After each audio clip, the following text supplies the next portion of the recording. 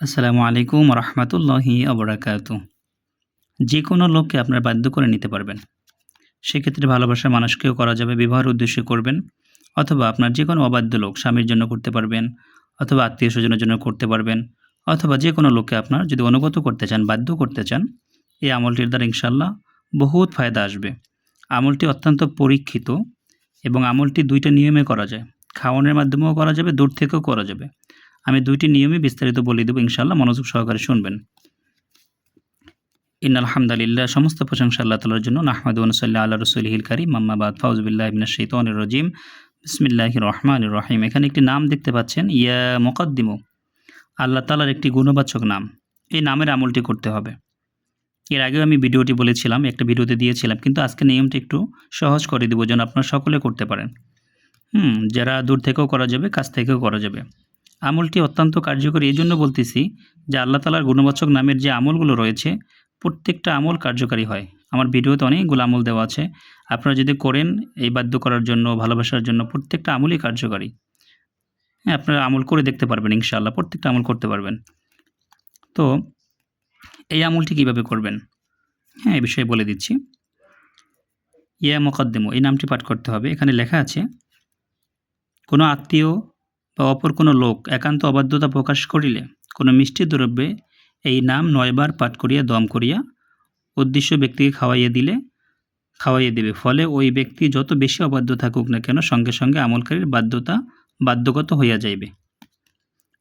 এখন একদম সংক্ষেপে বলে দিচ্ছি বিষয়টা বোঝার জন্য, যে প্রথমে ৩ বার অথবা ৭ বার দুরূদ শরীফ পাঠ করবেন। তারপরে আপনি, এটা তো খাওয়ানোর আমল, খাওয়ানোর নিয়ম বলে দিচ্ছি। তারপরে দূর থেকে কীভাবে করবেন সেটাও কিন্তু আমি বলে দেব। খাওয়ানোরটা আগে বলি। প্রথমে ৩ থেকে ৭ বার দুরূদ শরীফ পাঠ করবেন। তারপরে আল্লাহ তাআলার এই গুণবাচক নামটি ইয়া মুকাদ্দিমু, এখানে ৯ বার লেখা আছে, আপনারা ৪১ বার পাঠ করবেন। পাঠ করে শেষে আবার ৭ বার দুরূদ শরীফ পাঠ করবেন। তারপর যেই কোনো খাবারে, যদি খাওয়ানোর পসিবিলিটি থাকে, মিষ্টি জাতীয় খাবার হলে বেশি ভালো হবে, ফু দিয়ে দিবেন। ফু দেওয়ার পরে উক্ত খাবার আপনার উদ্দেশ্য ব্যক্তিকে আপনি যে কোনোভাবে হোক খাওয়াতে পারলেই হবে আপনার।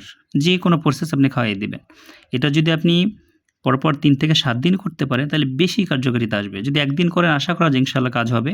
তারপর যদি সম্ভব হয় ৩ থেকে ৭ দিন করার চেষ্টা করবেন ইনশাআল্লাহ। আরও বেশি ফায়দা আসবে যদি আমলের শুরুতে আপনি ৩ বার দুরূদ শরীফ, আমলের শুরুতে যদি আপনি ২ রাকাত নফল নামাজ পাঠ করতে পারেন। ২ রাকাত নফল নামাজ আদায় করে আপনি আল্লাহর কাছে বলবেন যে, আল্লাহ অমুক ব্যক্তিকে আমি এই আমলের দ্বারা বাধ্যগত করতে চাই। তারপর আমল শেষ করে আপনার উদ্দেশ্যটা বলেও ফু দিবেন ওই খাবারে, যে অমুকের ছেলে অমুককে আমার বাধ্যগত করে দাও। একথা বলেও আমলটা শেষ করা হয়ে গেলে ফু দিবেন। তারপর এই কথা বলেও আবার ফু দিয়ে দিবেন, ৩ টা ফু দিয়ে দিবেন খাবারে।